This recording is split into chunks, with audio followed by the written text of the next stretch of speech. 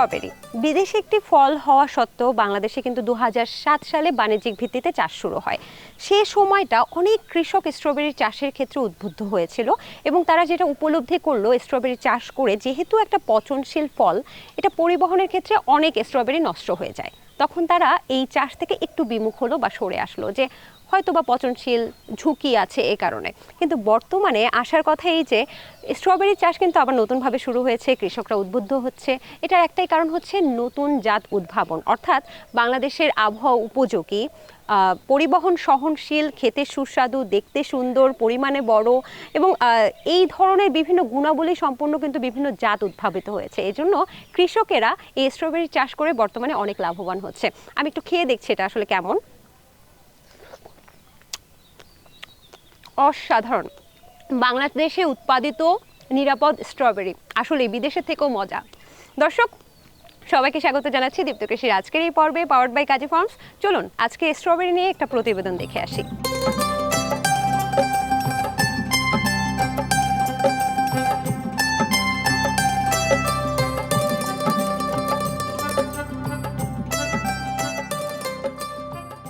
দর্শক, এই মুহূর্তে যে চমৎকার স্ট্রবেরির ক্ষেতটাতে বসে আছি, তার কৃষক হচ্ছেন আমার পাশে ফরমান ভাই। ফরমান ভাই সম্পর্কে একটু আমি নিজেই বলে দিই। হ্যাঁ, ফরমান ভাই গত বছর থেকে কিন্তু স্ট্রবেরি চাষ করছেন। তিনি এমনিতে কৃষক পরিবারের সন্তান, পড়ালেখাও করছেন পাশাপাশি। গত বছরের যদি একটু ডাটাটা বলি, তিনি মাত্র 33% অর্থাৎ 1 বিঘা জমিতে স্ট্রবেরি চাষ করে তিনি পেয়েছেন প্রায় 5 লক্ষ টাকা লাভ। এবং বর্তমানে তিনি এটাকে বাড়িয়েছেন, অর্থাৎ 70% জমি 2 বিঘা জমিতে স্ট্রবেরি চাষ করে বর্তমানে তিনি আশা করছেন এ বছর 15 থেকে 20 লক্ষাধিক টাকা তিনি আয় করবেন। ফরমান ভাই, এটা কি আসলেই সম্ভব? অবশ্যই সম্ভব, অনেক লাভজনক ফসল এটা। আপনাদের গাজীপুরে কতজন কৃষক করছে এখন? 4-5 জন হবে গাজীপুরের ভিতরে। আচ্ছা, তার মানে কৃষকদের মধ্যে আবার উৎসাহ হয়েছে। হ্যাঁ। এটার কারণটা কি ফরমান ভাই? এটা হচ্ছে আপনার স্ট্রবেরি এখন নতুন জাতে এটা আপডেট হয়েছে। এই ফলটা হচ্ছে আপনার বাজারজাতকরণের খুব সুবিধা, ফলের চামড়াটা শক্ত হচ্ছে, এই জন্য এটা মানে সবাই আগ্রহ বাড়ছে আর কি। আচ্ছা, আমরা চাষবাস সম্পর্কে আমরা জানবো, তার আগে একটা ভিন্নধর্মী উপায়ে কিন্তু ফরমান ভাই এখানে স্ট্রবেরি চাষ করছে, যেখানে তিনি কৃষি পর্যটনটাকে সামান্য পরিমাণ অ্যাড করেছে, সেটা সম্পর্কে জানি। এই যে এত মানুষ যে আসছে, এসে দেখতে পাচ্ছি গাছ থেকে নিজে নিজে স্ট্রবেরি নিয়ে যাচ্ছে, এটা কি আসলে কেন করছেন? এটা মানুষ নিজে হারভেস্ট করে, ওরা ঝুড়ি নিয়ে তুলে ওজন দিয়ে ওরা নিজেরা নিয়ে যায়, তো ওদের ভিতরে ভালো লাগে আর কি। এই চিন্তাটা আপনার কাছে আসলো কিভাবে? এটা আমি মূলত লেখাপড়ার পাশাপাশি আমি কিছু করার চেষ্টাতে এভাবে মনে হচ্ছে যে কৃষিটা আমার জন্য সুইটেবল। তো আমি কৃষিতে এসে দেখলাম যে স্ট্রবেরিতে সবচেয়ে বেশি লাভজনক, সেই ক্ষেত্রে আমি স্ট্রবেরিতে আগ্রহী হই। আপনি পড়াশোনা করছিলেন বলছেন, এখনো কি পড়াশোনা করছেন? হ্যাঁ, আমার পড়াশোনা এখন আমি অনার্স 3য় বর্ষে পড়াশোনা করছি, পাশাপাশি আমার এই বিজনেস। এই যে এখানে তো হারভেস্ট করে রাখছেন, ধরেন এটাকে তো আমরা ছিলে খাই না, খোসা ছাড়াতে হয় না, সরাসরি এইভাবেই খাই। তো সেক্ষেত্রে এখানে পেস্টিসাইড ইউজ করা হয় কিনা বা কতদিন আগে ইউজ করা হয়, এই ব্যাপারে আপনার ধারণা কি? এটা মূলত আমরা গাছ যখন ছোটোবেলায় রোপণ করি তখন পোকামাকড়ের জন্য কিছু মেডিসিন দিই, তারপরে এটা জৈব পদ্ধতিতে যেমন নিম তেল এসব ব্যবহার করি, তো এটা সম্পূর্ণ নিরাপদ। আচ্ছা, স্ট্রবেরি বলতো যে একটা সময় যে ঝুঁকিপূর্ণ ফসল, বর্তমানে নতুন নতুন জাত উদ্ভাবন হয়েছে যেটা ঝুঁকিপূর্ণতা কিছুটা কমেছে।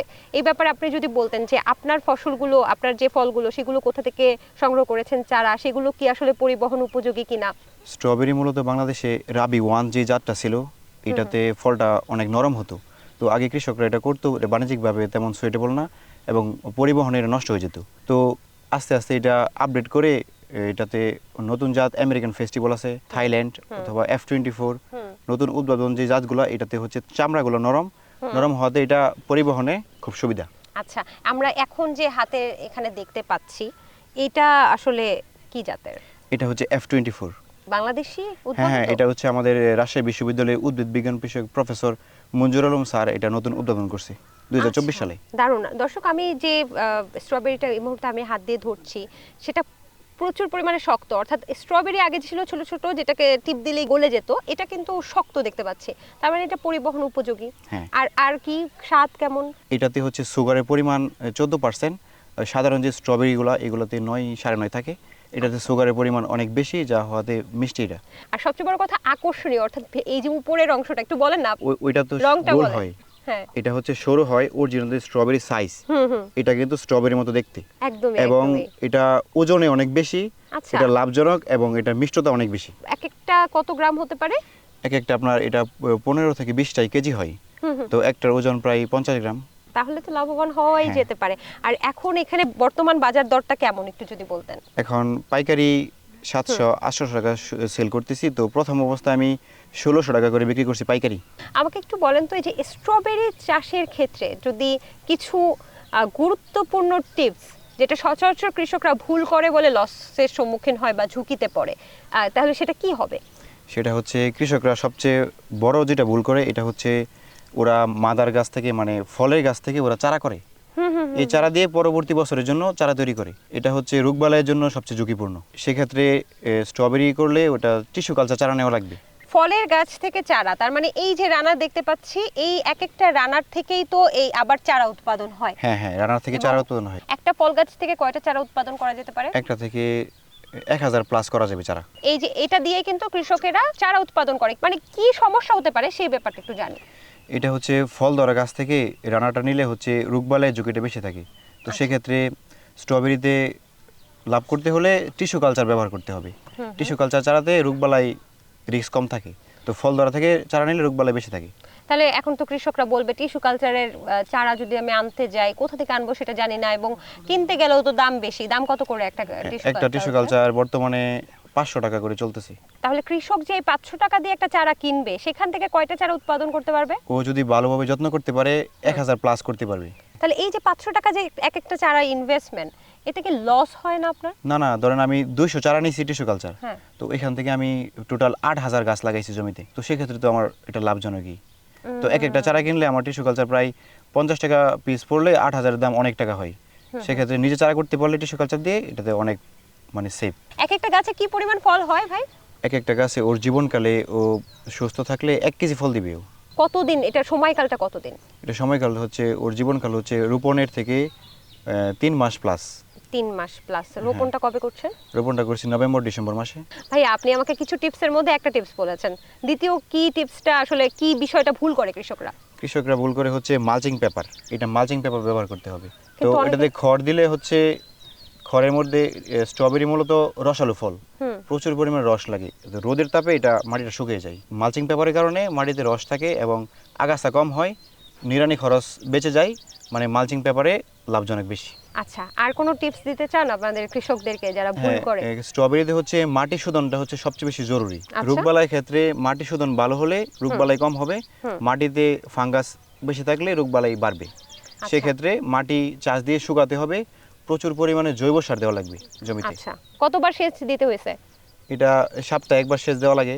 আচ্ছা, প্রচুর পরিমাণে রস আছে, এই কারণেই স্ট্রবেরিগুলো এত মজা। হ্যাঁ। আচ্ছা, আর শোধনটা কি দিয়ে করছেন? মাটি শোধন আমরা ট্রাইকোডার্মা দিয়ে মাটি শোধন করছি। তারপরে জৈব সার বেশি দেওয়া হচ্ছে, জমিতে উপকারী জীবাণুগুলো বেড়ে যাচ্ছে। অর্থাৎ মাটিটাও কিন্তু বেশ ঝুরঝুরা আছে, তাই না? হ্যাঁ। দর্শক, একটা বিষয় দেখতেই পাচ্ছেন যে চারপাশে যত স্ট্রবেরি আছে সবগুলো গাছে কিন্তু একদম পরিপূর্ণভাবে ধরে আছে। তিনি কিন্তু কত মাস ধরে হারভেস্ট করছেন এই পর্যন্ত? 1 মাস হারভেস্ট রানিং।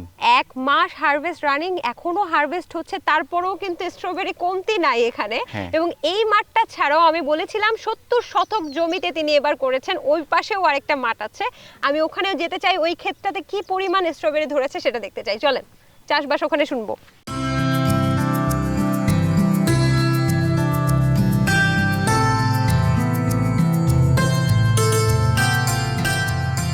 বাহ, এখানেও দেখি অনেক স্ট্রবেরি ধরেছে, পুরো স্বর্গরাজ্যের মতো। হ্যাঁ আপু, এটা হচ্ছে আমার আরেকটি প্রজেক্ট। এটাতে হচ্ছে এই পাশে আমি গাছ থেকে গাছ করে তো স্ট্রবেরি করছি। এই ফলগুলো দেখেন কিরকম বিকলাঙ্গ। আর এই ফলগুলো এবড়ো হয়েছে। হ্যাঁ হ্যাঁ, আর এই ফলগুলো হচ্ছে টিস্যু কালচারের। তো এখান থেকে আচ্ছা। একটি ফল আপনি দেখতে পারেন। এই যে একটি ফল, ফলের শেপ সাইজ এখনো তো এটা পরিপক্ক হয়নি। হ্যাঁ। আচ্ছা, আপনারা যখন বিক্রি করেন বা নিলে, মানে কোন কিরকম, এরকম নিলে ভালো হয়? হ্যাঁ, যে ফলগুলো শেপ সাইজ সুন্দর হয় এগুলো বিক্রিতে চাহিদাও বেশি। হ্যাঁ, এগুলা না বলছি একটু খেতেও পাকার মিষ্টি। আগে নেওয়া উচিত কিনা? হ্যাঁ, এরকম তোলা যায়। আমরা ধরেন কুরিয়ার করি যেগুলা, হ্যাঁ। এগুলা এরকম হলে বেশি ভালো হয়। ও, কুরিয়ারও করেন? হ্যাঁ, আমরা হোম ডেলিভারি মানে ঢাকা শহর সবাই সারা নিতে পারবে? বাংলাদেশে। তখন কি আপনি এই যে এরকম সাদা, একটু একটু সাদাটা টাইপের হ্যাঁ, দিচ্ছেন? হালকা সাদা করে ওইগুলো ফোম দিয়ে, অ্যাপলে ফোম দিয়ে র‍্যাপিং করে তারপর কুরিয়ার করি। সেক্ষেত্রে দামটা কি একটু বেড়ে যায় কিনা? হ্যাঁ, দামটা একটু ভালো ফল মানে কুরিয়ার করলে ওই ফলগুলো আমি এক্সট্রা ভাবে ভালো ফলগুলো দিই। আচ্ছা। আরতে যেগুলো বিক্রি করি পাইকারি হিসাবে, এগুলা এভারেজ সব চলে যায়। যারা হোম ডেলিভারি নেয় ওদেরকে এক্সট্রা ভাবে ভালো ফলগুলো দেই। তো সেক্ষেত্রে কিছু টাকা বেশি নিতে হয় আর কি। কত টাকা কেজি বিক্রি করছেন এখনকার বাজারে? এখন হচ্ছে আপনার পাইকারি হচ্ছে 600 টাকা, তো হোম ডেলিভারিতে আমরা 700 নিচ্ছি। 700। আর এখান থেকে যারা ওই যে তুলে তুলে নিয়ে যাচ্ছে তারা কত কেজি পাচ্ছে, কত টাকা কেজি পাচ্ছে? ওরাও 700 টাকা পাচ্ছি। ভাই আপনি শুরুতে বলেছিলেন এবছর আশা করছেন 15 থেকে 20 লক্ষ টাকা, এটা কিভাবে সম্ভব আমাকে একটু প্রমাণ দেন। হ্যাঁ অবশ্যই। একটা গাছ আপনি এখানে দেখেন, হুম। এই যে একটা গাছ, এটাতে কি পরিমাণে ফল ধরে আছে, এটাতে অলরেডি হারভেস্ট হয়ে গেছে। তারপরে ওরে দেখেন বাবা, মাশাআল্লাহ কি পরিমাণ মাশাআল্লাহ। ফল ধরে আছে। এই গাছটা তো একদম ভর্তি ফল এবং হ্যাঁ। আরো ফল ফুলও আছে না? হ্যাঁ আরো ফুল আরো ফুটবে। ধরবে। জি। আচ্ছা কোন মাস পর্যন্ত আসবে এটা? এটা হচ্ছে এপ্রিলের 15 তারিখ পর্যন্ত ও ফল দিবে। আচ্ছা তাহলে কিভাবে বললেন 15-20 লাখ টাকা? এটা হচ্ছে আপনার এই গাছটাতে আমি নিজে চারা করছি, সেক্ষেত্রে আমার সর্বোচ্চ 30 টাকা খরচ গেছে গাছটা প্রতি। তো ও একটি গাছ 1 কেজি ফল দিবে। 1 কেজি ফল দিবে, হ্যাঁ। তাই তো? তো আচ্ছা। প্রথমে বাজার ভালো এবং পরবর্তীতে বাজার আস্তে আস্তে কমবে। তো সেক্ষেত্রে একটি গাছ যদি আমি 200 টাকা পিস ধরি, প্রথম 1600 করে বিক্রি করছি, লাস্ট 300 টাকা। তো এভারেজে এক মানে গাছের একদম ফল, এপ্রিলের 15 তারিখ 300 টাকা করে বিক্রি করবেন? হ্যাঁ গড় হিসাবে 200 ধরলাম। সর্বনিম্নটা হ্যাঁ, ধরলাম। হ্যাঁ। আচ্ছা এটা ধরলেও বিঘাতে আপনি চারা নিবে 5000, তো 10 লাখ এসে পড়ছে। দর্শক, সর্বনিম্ন 200 টাকা ধরলাম, কিন্তু 200 টাকা কিন্তু আসলে এক একটা গাছ দেয় না। এক একটা গাছ আমার মনে হয় যে গড়ে 400 টাকা প্রফিট দেবে। উনি মাশাআল্লাহ মাশাআল্লাহ মাশাআল্লাহ এই বছর উনি করছে 2 বিঘা, তার মানে উনি 2 বিঘাতে প্রায় 20 লক্ষাধিক টাকা উনি শুধু 200 টাকা ধরে। আর যদি এটা 400 টাকা ধরেন বা এখন 700 টাকা কেজি চলছে, তাহলে তো আসলে আমাদের সেটা অনেক। ক্যালকুলেটর লাগবে এখন, তাই না? তবে একটা বিষয় আছে, উনি কেন গড়ে 200 টাকা ধরলেন এটার একটা বিষয় আছে। এক একটা গাছে দেখবেন যে কিছু কিছু গাছ মারা গেছে। এই মারা যাওয়ার কারণ কি ভাই? হ্যাঁ এটা হচ্ছে কিছু গাছ মারা যাচ্ছে চলুন তো একটু সামনে যেয়ে দেখি। এবং কিছু গাছ আপনার ফল কম দিবে আচ্ছা এবং কিছু গাছ মারা বসে যাবে। এখানে। তো সেক্ষেত্রে গড় হিসাবে আমরা 200 টাকা ধরতে পারি একটা আচ্ছা গাছে। সেক্ষেত্রে কিন্তু এই যে এটার কি হয়েছে, এই গাছের কি হয়েছে? এটা হচ্ছে মাটিবাহিত একটা রোগ, এটা ব্যাকটেরিয়ার আক্রমণ, এটাতে ও পাতা জ্বলে গেছে। তো এরকম কিছু হবেই, 5000-এর মধ্যে ধরেন 500 গাছ এরকম হবে।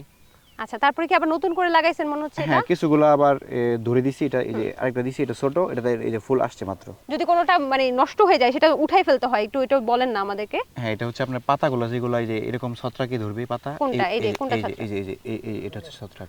এটা ছত্রাক না? হ্যাঁ হ্যাঁ এই এটা ধরলে কি কিনারা হবে? পড়ে যাচ্ছে, এটা আপনার এটা পাতাটা ছিঁড়ে ফেলে দিতে হবে।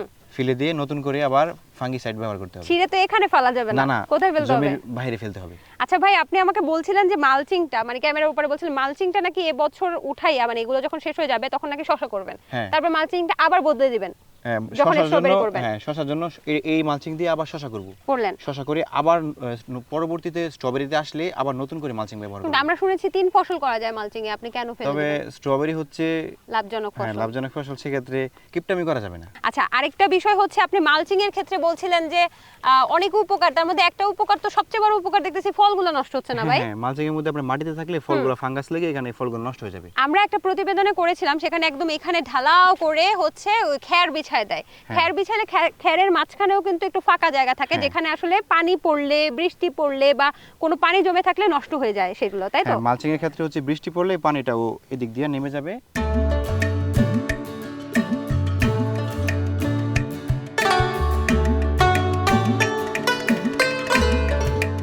আপনি কি কি জাতের স্ট্রবেরি চাষ করছেন এখন?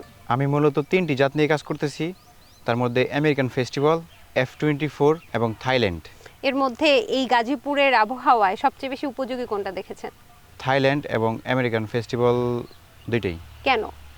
এটা হচ্ছে আপনার ফলের সাইজ ভালো হচ্ছে, আবহাওয়ার সাথে সুইটেবল, এটা এই জন্য। কৃষি কর্মকর্তাদের সহযোগিতা কতটুকু পাচ্ছেন? আমাদের উপজেলা কৃষি কর্মকর্তারা ওরা সাপ্তাহিক এসে এখানে বাগান ভিজিট করে, ওরা আমাদেরকে পরামর্শ দেয়। ফরমান ভাই একজন সফল স্ট্রবেরি চাষি। আমাদের উপজেলা কৃষি সম্প্রসারণ অধিদপ্তরের পক্ষ থেকে আমরা যারা উপসহকারী কৃষি কর্মকর্তা রয়েছি, আমরা সার্বক্ষণিকভাবে ওনার যে কারিগরি সাপোর্ট যেটুকু দেওয়ার সেটুকু আমরা দিয়ে যাচ্ছি, পরামর্শ দিয়ে যাচ্ছি। এবং সবথেকে ভালো কথা যেটি হলো যে উনি কিন্তু গুড এগ্রিকালচারাল প্র্যাকটিস যেটা এটা করছেন, উনি কীটনাশক অযথাই কীটনাশক ব্যবহার করছেন না এবং ফল আসার পরে কিন্তু উনি কোনো কীটনাশক প্রয়োগ করছেন না। আপনি বলছিলেন একদম নিরাপদ ফল উৎপাদন করেন বা নিরাপদ স্ট্রবেরি, সেটা কিভাবে করেন? এটা হচ্ছে আমরা ফল ধরা গাছে কোনো কীটনাশক ব্যবহার করি না, সেক্ষেত্রে আমরা নিম তেল ব্যবহার করি। নিম তেল? হ্যাঁ। জৈব বালাইনাশক হ্যাঁ, হিসেবে? জৈব বালাইনাশক হিসাবে। আচ্ছা, স্ট্রবেরি যে আমরা বাজার থেকে কিনি সেখানে ভালো ফল চেনার উপায়টা কি? এটা হচ্ছে ভালো ফল চেনার উপায় হচ্ছে, ফলটা আমাকে দেন আমি দেখাই। হুম হুম। এই যে ফলটাতে যে পাপড়িটা আছে, এটা হচ্ছে আপনার বাজারে ফলগুলোতে পাপড়িটা শুকনা থাকবে, আর এই যে এটাতে দেখেন কত সতেজ পাপড়িটা। হুম। ভালো ফল ধরেন এটা 2 দিনে নষ্ট হবে না। যে বাজারে যে 4-5 দিন 7 দিন হয়ে যায় যে ফলগুলা, ওইটাতে আপনার পাপড়িটা নষ্ট হয়ে যায়, সেক্ষেত্রে ফলটা ড্যামেজ থাকে। আর আচ্ছা। পাপড়িটা যখন এরকম সবুজ থাকবে তখনই বুঝবেন যে এই ফলটা ভালো। আচ্ছা, যারা নতুন করতে চাচ্ছে তাদের জন্য কি পরামর্শ আছে? নতুন স্ট্রবেরিতে আসাটা একটু ঝুঁকিপূর্ণ, তবে নতুন যারা আসবে তাদের জন্য অবশ্যই তাদেরকে পূর্ব প্রস্তুতি নিয়ে আসতে হবে এবং এটার সম্পর্কে ধারণা থাকতে হবে। এটাকে অনেক কষ্ট করে ফলাতে হয়। আচ্ছা, আরেকটা খুবই প্রয়োজনীয় প্রশ্ন যেটা অনেকেই করতে চান, যে টবে স্ট্রবেরির ফলন এখন প্রচুর পরিমাণে, টবে যে স্ট্রবেরির ফলন হয় সেটার ব্যতিক্রমতাটা কি? কোনো উপদেশ দিতে চান যারা টবে করে? হ্যাঁ, টবে যারা করবে, ছাদবাগানি যারা আছে শহরের ভিত্তিক, তারা টবে করতে পারবে। সেক্ষেত্রে পর্যাপ্ত পরিমাণ জৈব সার টবে দিতে হবে। আচ্ছা, জৈব সার কি কি দেন সেটা তো বললেন না। জৈব সার গোবর সার দিই, তারপরে ভার্মি কম্পোস্ট, কেঁচো কম্পোস্ট এগুলো ব্যবহার করি। তো ওরা ওইদিকে পাবে, এটা ওরা টবের মধ্যে দিয়ে ভালোভাবে মাটির সাথে মিক্স করে জৈব সার দিয়ে চাষ করলে এটাতে ভালো ফলন পাবে। রোপণের একটুখানি ভুলের কারণে কিন্তু মারাত্মক ক্ষতি হতে পারে, যেটা হ্যাঁ, আমি জানি, সেটা একটু আমাদেরকে একটু বুঝাই বলেন যদি। হ্যাঁ, যে চারাটা, কতখানি মাটির ভেতরে হ্যাঁ, ঢোকাবো? চারাটা হচ্ছে চারাটার যেই গোড়াটা, এটা মাটির লেভেলে রাখতে হবে। গোড়াটা মাটির নিচে নিয়ে গেলে এটা এখান থেকে পচন ধরে গাছটা নষ্ট হয়ে যাবে। সেক্ষেত্রে হচ্ছে গোড়াটার লেভেল নিয়ে ওইটাতে চারা রোপণ করতে হবে, এটা ভিতরে ঢোকানো যাবে না। আচ্ছা, তাহলে যতটুকু ঢুকাচ্ছি ততটুকু আবার বাইরেও রাখছি, এরকম হ্যাঁ, হ্যাঁ। একটা মাপ আছে? হ্যাঁ। আচ্ছা, সেক্ষেত্রে তো বুঝলাম, সব বিষয়গুলোই মোটামুটি জানলাম। তো ভবিষ্যতে কি আরো বাড়ানোর পরিকল্পনা আছে হ্যাঁ, কিনা? এই বছর আমি 2 বিঘাতে করছি, তো আগামীতে আমার টার্গেট আমি 4 বিঘা স্ট্রবেরি করব। মাশাআল্লাহ, এটা কি লিজ নেওয়া জমি না নিজের? এটা আমার নিজের জমি, আমি আশেপাশে আরো জমি নিছি লিজ। আচ্ছা, আর কি কি করেন? আমার শসা প্রজেক্ট আছে, টমেটো প্রজেক্ট, তারপরে বর্ষাকালীন মরিচ, ক্যাপসিকাম। তরুণ একজন কৃষি উদ্যোক্তা, যদি বলি যে স্ট্রবেরির পাশাপাশি শসা করছেন, আরো অন্যান্য সবজিও করছেন, তো কৃষি থেকে বাৎসরিক বা সিজনাল, আপনাদের তো সিজন প্রতি, কেমন হ্যাঁ। আয় হয়? এটা ধরেন 25 থেকে 30 লক্ষ টাকা হবে সেল? বাৎসরিক। হ্যাঁ, সেল। সেল। হ্যাঁ। আর এর মধ্যে খরচ? এর মধ্যে খরচ, এখানে হচ্ছে স্ট্রবেরিতে শসাতে আছে মিলিয়ে আমাদের এখানে প্রতিদিন প্রায় 15 থেকে 20 জন মানুষের কর্মসংস্থানের ব্যবস্থা হচ্ছে। সেই দিক দিয়ে আমি খুব হ্যাপি যে আচ্ছা। আমার মাধ্যমে যে অনেক মানুষের কর্মসংস্থানের ব্যবস্থা হচ্ছে। তো ধরেন বাৎসরিক 20 লাখ টাকা প্লাস থাকে আর কি। মানে তাহলে 10 লাখ টাকার মতো খরচ? হ্যাঁ, অনেক আচ্ছা। খরচ আছে এটাতে, কৃষিতে আচ্ছা, অনেক খরচ। শুধু যেহেতু স্ট্রবেরির খেতে দাঁড়িয়ে আছে, শুধু স্ট্রবেরিতে এবার 2 বিঘাতে কত খরচ হচ্ছে? 2 বিঘাতে 4 লক্ষ টাকা খরচ। 4 লক্ষ। আর হ্যাঁ। পাবেন আশা করছেন 20 লক্ষ হ্যাঁ, টাকা বা আশা 20 করছি, লক্ষাধিক হ্যাঁ। টাকা। তাহলে তো বেশ লাভবান একটা প্রজেক্ট হতে পারে স্ট্রবেরি, যেটা এতদিন কৃষকরা ভয় পেয়েছে, হ্যাঁ। তাই না? আচ্ছা, বেশ ভালো ভাই, আপনার সাথে কথা বলে অনেক বেশি ভালো লাগলো। আপনার জন্য অনেক শুভকামনা। তরুণ উদ্যোক্তারা যত বেশি কৃষি ক্ষেত্রে এগিয়ে আসবে, তত বেশি নিরাপদ খাদ্য কিন্তু আমরা পাবো। হ্যাঁ, অবশ্যই। অসংখ্য ধন্যবাদ। আপনাকে ধন্যবাদ। কৃষি বিষয়ে যে কোনো তথ্য জানতে ও জানাতে লিখতে পারেন এই ঠিকানায়। দীপ্ত কৃষি, প্লট 7/A/গ, তেজগাঁও শিল্প এলাকা, ঢাকা 1208। আপনারা চাইলে ইমেল করতে পারেন krishi@dipto.tv এই ঠিকানায়, অথবা ফোন করতে পারেন 0178-768-2832 নম্বরে। শুক্রবার ছাড়া প্রতিদিন সকাল 9টা থেকে বিকেল 5টা পর্যন্ত। পৃথিবীর যে কোনো ব্যবসা যদি একটু ভিন্নভাবে করতে চান তাহলে কিন্তু সফলতা আসবেই। যেমনটা আজকে দেখলাম যে এই যে স্ট্রবেরির ক্ষেতে যখন পর্যটনটাকে অ্যাড করা হলো, তখন কিন্তু স্ট্রবেরির এই ফসলটা একটা বাড়তি বিজ্ঞাপন হলো এই কৃষকের। একটা সময় ছিল কৃষকেরা কায়িক পরিশ্রম করতো, তারপর ফসল বাজারে তুলতো, বাজারে যদি ভালো দাম পেতো তাহলে একটা টাকা পেতো, সেটা দিয়ে টেনে টুনে তাদের সংসার চলতো। বর্তমানে সত্যি খুব আনন্দিত আমরা যে কৃষকেরা এখন কৃষি পর্যটনটাকে বেশি গুরুত্ব দিচ্ছে। এই কারণে যেটা হচ্ছে, তাদের একটা বাড়তি বিজ্ঞাপন হচ্ছে ফসলের, সেই সাথে সাথে একটা এন্ট্রি ফিও যদি নেয় তাহলে সেখান থেকে একটা আয় হচ্ছে। অর্থাৎ কৃষি পর্যটনের মাধ্যমেও কিন্তু একটা বাড়তি বিশাল অঙ্কের টাকা আয় হচ্ছে। দর্শক, এটা সত্যিই প্রশংসনীয় উদ্যোগ। আজকের মতো আমি সমৃদ্ধি বিদায় নিচ্ছি দীপ্ত কৃষির পর্ব থেকে, পাওয়ার্ড বাই কাজী ফার্মস।